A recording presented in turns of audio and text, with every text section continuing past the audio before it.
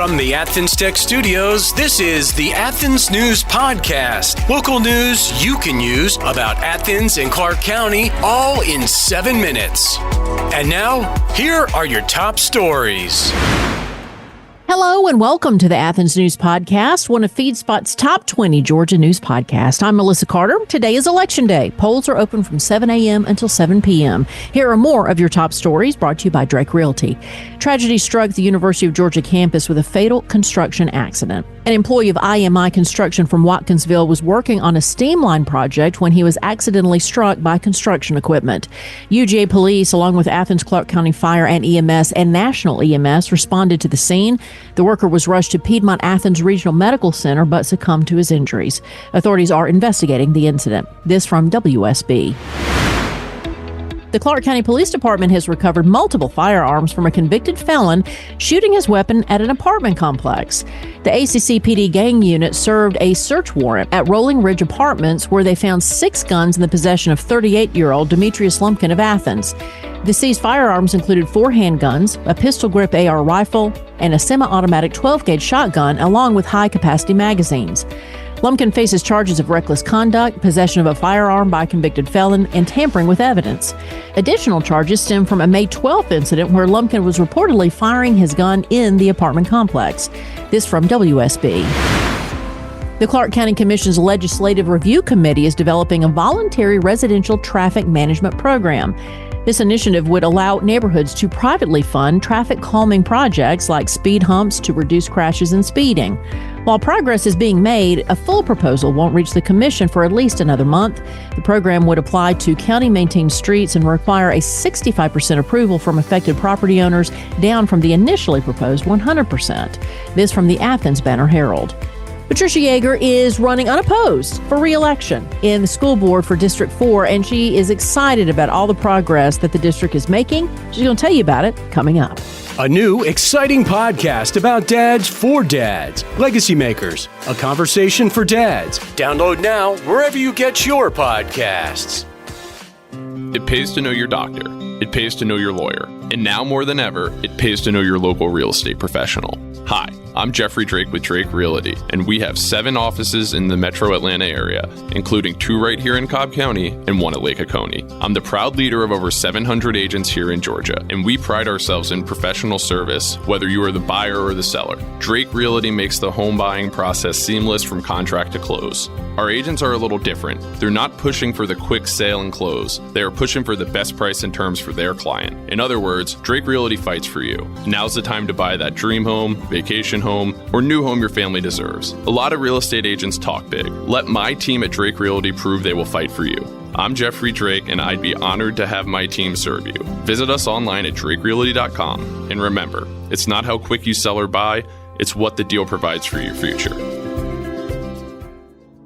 Are you looking for a part-time or a full-time job that allows you to work from home and a schedule that allows you to get your kids to the ball game, church activities, cheerleading, and all other places a busy family needs? The Athens News Podcast is looking for a people person, a local account executive who can help our podcast grow. You'll call on local and regional businesses selling the podcast, adding to our list of great sponsors. Earn extra money and meet new people all over the county. Call BG Ad Group today at 770-874-3200 and ask for Darren. Patricia Yager is joining us. She is running for re-election to the Clark County School District School Board of District 4. How are you? I'm very fine. Thanks for asking. I'm happy to be here. Well, I'm often curious, those who already hold the position, what is campaigning like when you already have the job? Meaning, is it a little more complicated because you're busy, or is it something that's easier because you have been in this position? Well, in my case, I'm running again because I feel like we've finally really settled in and are doing good work right now. I'm really excited to keep doing it. If you'd asked me that a few years ago, I might have shaken my head, but I'm really, really excited about the present board and the present superintendent. And so I'm really excited about doing the work some more. I am running unopposed. I am not really campaigning much. So it's yours. I'm making myself available if anybody wants to talk to me about things that are important to them. I know that the school calendar comes up a lot. There's quite a few issues that are out there that I hear about. I'm happy to listen and share what I know about what's happening in the district right now. If people did want to talk to you, how would they reach out to you or contact you about those issues? Just like every other member of the school district, my district email is my last name, Yager, and my first initial P, so YAGERP, at Clark with an E, .K12.ga.us. It seems with every election, Patricia, that there seems to be issues surrounding school system, education. Teachers need to get paid more, or the schools don't need to be as big, or I'm trying to think of some other things that I hear consistently. You mentioned that in the time you have served already, that you were pleased with the advancement of things, or plans that you put in place or want to put in place. So maybe talk a little about why this is always a concern, why it doesn't get, remedied as soon as people may want, what the county is doing that is really good that people may not realize. Oh, that's a good bunch of questions. Let me see if I can remember them all. So the first thing I will say is I'm really excited about, we have a new committee where we're looking at a more resilient school district that can also save money in the new economy. The students asked for this and some parents asked for this. And so we've been working hard to look at our energy efficiency and the possibility of reducing our energy costs. We're also looking at better buses for the district and better playgrounds to keep the kids cool. I'm really excited about this committee. It just got started in January. It's the Sustainability Committee, the District Sustainability Advisory Board. And we have about 30 people from around the community who are all experts on this, who are helping us make good recommendations to the district. So that's exciting work. I'm also really excited about the new reading program that we're using. We've completely revamped the way we're teaching reading in our district. It's kind of the old way instead of the newfangled way that lots of districts took on about 10 years ago. And so we're kind of getting back to phonics, which that's how I learned to read. I don't know about you. So I'm really excited that the new superintendent is Dr. Robert Hooker is getting us back to where we should be with reading. We've got a new budget that we are figuring out how to pay a living wage to as many of our workers as possible, including the non-certified professionals that work for us, whether they're driving school buses or feeding our kids or working in security. We need to pay everyone a living wage. And so we've increased the wages for a lot of our district. And we also get a little help from the governor to pay the teachers a little bit more. And so we're raising most of the salaries. We've also restructured some of the salary work so people stick around longer. They don't top out at the top level. They feel like they can put in a few more years and get a few more promotions and get paid better. So that's good. We want to keep the really good senior teachers around. We're redoing the alternative school. That's maybe not important to everybody, but it is important when you get kids that are in trouble and we see them in the disciplinary hearings and they really just need good supports. And so you don't banish them to home or wherever. We're actually creating a better school in the new Rutland property for serving the needs of our most vulnerable students that are really struggling. I see a lot of really good work. We've had Dr. Hooker in place for a little over a year now. I'm pretty excited about the work that the board is doing. Well, Patricia, when people move into a new area, a lot of people moving into the county, and there may be concerns about schools getting too big or do you find that? Well, let me ask that question. Do you find that the classroom size in the county is acceptable and not really of a concern for parents? Well, so I would love to hear from more parents if that is an issue. What I hear is that our classroom sizes we have higher teacher-student ratios than the state requires. So we are putting money into keeping class sizes as small as we can. I'd sure love to hear if people think they need to be even smaller. I do hear that parapros are really important. I hear that when we have enough resources to put a parapro in every room with every teacher, that the classes tend to go better. So I know that that's on my list of things that I'd like to make sure we're putting funds towards, is getting more supports in the classroom with the teachers, getting them the parapros that they need. And it's been tough to hire teachers and parapros lately. So having to recruit them from nearby districts to see by paying them a little bit better, we're trying to do that sort of thing. Is there anything that you do that you'd love to educate the listeners on? Because we've tried to encourage on the podcast people, hey, don't forget about the primaries. Don't forget about voting in the spring, because there's so many people that tend to kind of overlook the spring and look on to the fall. And it's like, well, early voting's going on now and the primaries on May 21st. But when it comes to being a part of the school board, is there anything that you think, oh, I wish people understood what we do better than they do? It is true that most people think we have much more control over what we call operations. Most of the things we hear about are not really in our wheelhouse. We're supposed to be working on the budget. We're supposed to work on the policies. We, of course, manage and hire the superintendent. He is our only employee. He does all the other employees. When someone calls me and says, they really hate the way the academic calendar looks for whatever reason, I can only sort of pass that along to the superintendent. I can't really.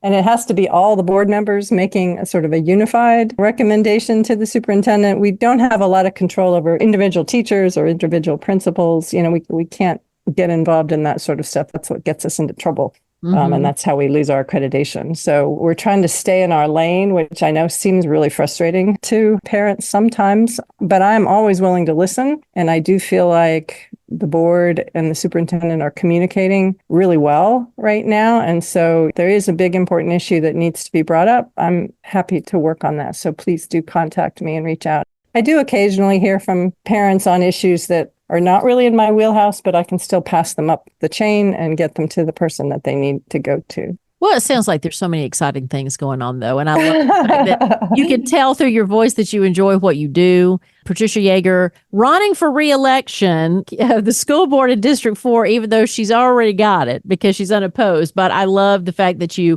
have talked to us, and we would invite you to come back anytime when there's a story about a school issue. Well, yeah, certainly. If you hear about something that you want to discuss, I'm happy to talk about it and do the research, tell you what's going on. Thank you for your time. Appreciate it. Achieve more with Athens Tech. At Athens Technical College, their programs can connect you with in-demand and high-paying careers. I graduated from Athens Tech in May and started my job 2 weeks later. I had the job before I left, thanks to my professor, and just focusing on growing a career. As far as Athens Tech, I think I've been a member of the advisory panel for 10 years now, and it's been an awesome experience. I'm currently going to Athens Tech. I started out as an accounting major. I've finished all my accounting classes and then switched over to the culinary and baking program. My name is Alex Lang. I'm an electromechanical engineering student. This is my second year at Athens Tech, and I graduate in December. The long-term goal is to work for the railroad, whether that be Norfolk Southern or CSX. Achieve more with Athens Tech. Find out more at athenstech.edu. Learn how to succeed and win big in life, plus much, much more. Listen to the Red Hot Read podcast, wherever you get your podcasts. Mumbi Anderson joins us right now. She is part of the school board in District 6. She's running for re-election, but she's running unopposed. So this is one of those easy times in the spring where you don't have to stress out too much, right? Yeah, that's right. In one way, it's exciting to just kind of coast through and know that I'll be sitting in this position for another 4 years. But I will be honest, for both of the terms that I've run unopposed. And there is sort of a sadness to that because I don't get an opportunity to debate with other candidates and sort of let the community weigh in, if you will. Being the de facto could cause all sorts of feelings in your community when people are like, well, you didn't really have an opponent. We didn't really get to see your perspective. So one thing that I really did appreciate was you all reaching out to me to interview me for this because you didn't have to. And I think a lot of other outlets and forums and things like that feel the same way. And so I've had very little opportunity to engage with the community other than attending my own events and things like that. So thank you for having me. Of course. That's one of the things we pride ourselves on this podcast is it's local. It's super local. And just because you're running unopposed doesn't mean that we definitely need to get to know you for those who don't, right? Look, right. I'm Melissa Carter. I'm going to pretend like I'm running for District 6 too. And I'm like, no, I'm going to take this away from Miss Anderson and we could debate. But what do you find if you were in a debate? Is there anything that you see that is in contention or something that you hear from members of the community, from parents when it comes to District 6? Perhaps not District 6 entirely, but as an entire community, there have been a couple of things that have been contentious, I think, over the last few years. One of the big items that we talk about constantly and that can just kind of keeps getting kicked down the road is what to do with the West Broad property that's sitting right in the middle of downtown and essentially falling to ruins because the district can't figure out what to do with it. So whenever that conversation comes up, District 6 gets to weigh in just as much as any of the other districts. So even if that property isn't in our district, I think from a debate standpoint, from a how are you going to vote or what position will you take standpoint, I still have to consider what the needs of District 6 would be. One of the other issues that was, I wouldn't say contentious, but there was a lot of community involvement and engagement and confusion was the tax allocation district and that mall redevelopment and what was going to happen with that property. And we did get a property management firm who wanted to come in and do something, really some major changes to that mall area. A group was formed with both school district members as well as ACC government members. I think it was 3 of them and 2 of us. And I was one of the folks on that advisory group who got to weigh in and vote on whether that property management firm would be able to redevelop the mall area. So even though that's not necessarily a school district issue, it certainly impacts District 6 with regards to the boom in population size. On our end, from a school district perspective, it increases our tax digest. So that's a wonderful thing, but it also does increase potentially the demand for seats in our community. So we needed to kind of make sure that there was a balance in that redevelopment actually benefiting not only the ACC community, but also our school district, and particularly District 6. So those have been, some of the bigger issues that I have had to weigh in on as a District 6 member and as a board member that have had a lot of contention.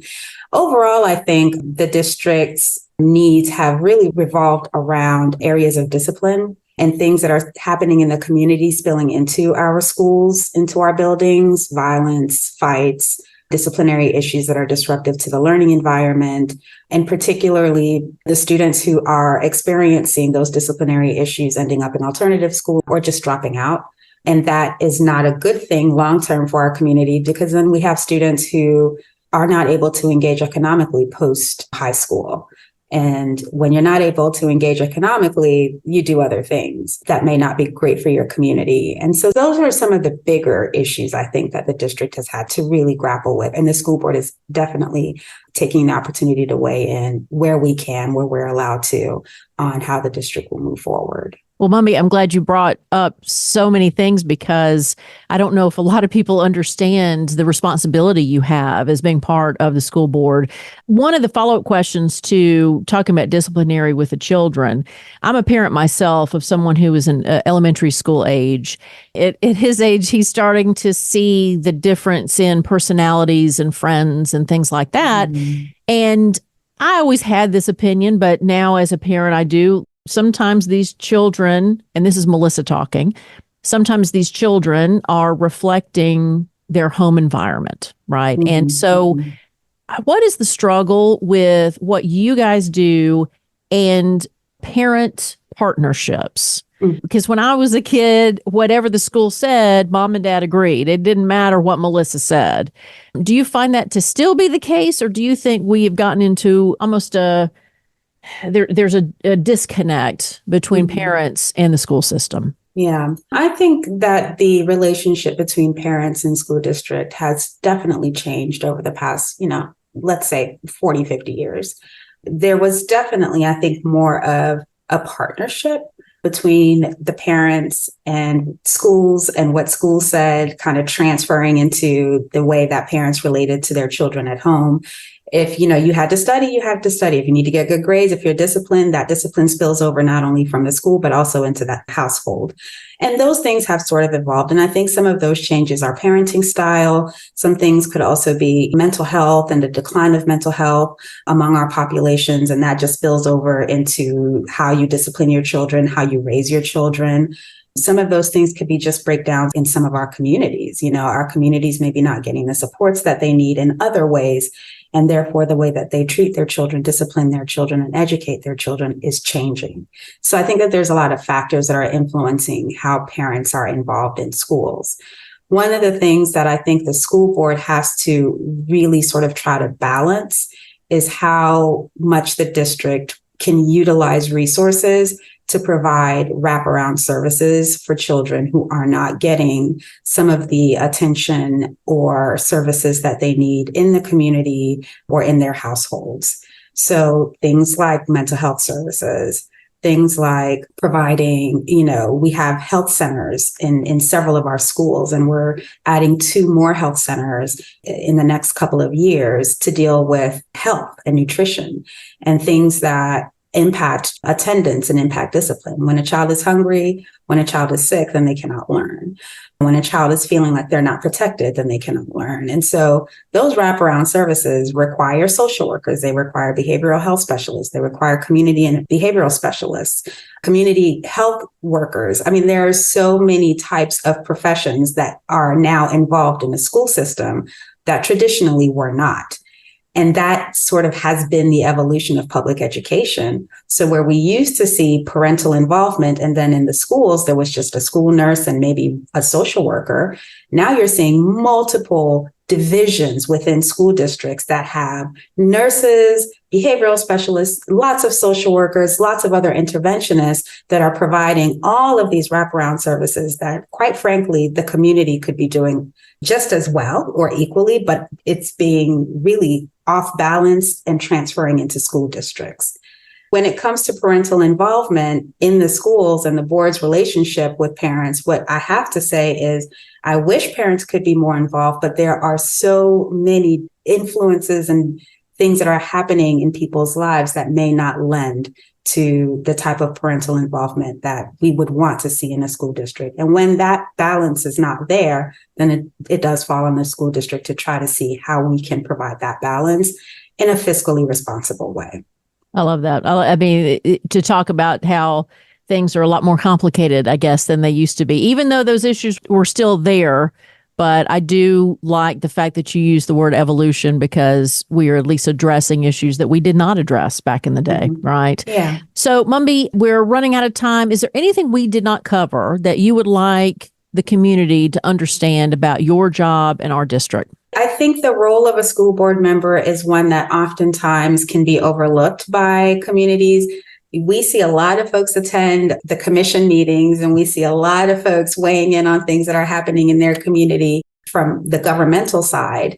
But we don't get a lot of attendance at our school board meetings. We don't get a lot of public input at our meetings.